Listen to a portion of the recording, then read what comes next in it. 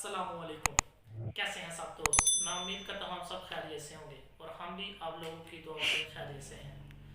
आज का व्लॉग शुरू करते हैं अल्लाह उसके रसूल के फजल करम और शुक्र के साथ। सबसे पहले आज हम आपको लेके चलेंगे ज़िला नारवाल, उसकी तहसील शकरगढ़। जैसा कि हमने पहले आपको एक दरबार दिखाया था तहसील ज़फ़रवाल में, तो हमने आपको बताया था कि हम आपको सातों भाइयों के दरबार जो है वहाँ की सैर करवाएंगे। और हाँ, आज हम तहसील शकरगढ़ में जा रहे हैं, वहाँ पे हम आपको बाकायदा उस दरबार के बारे में बताएंगे। और वो दरबार काफ़ी इंतहाई खूबसूरत है।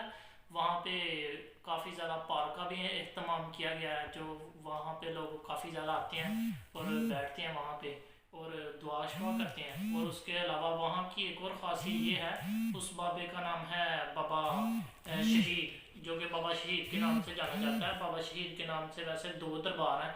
एक तो चांबड़ियाल वाला मशहूर दरबार है, जो कि वो इंडिया में भी है, आधा इंडिया में आधा पाकिस्तान में।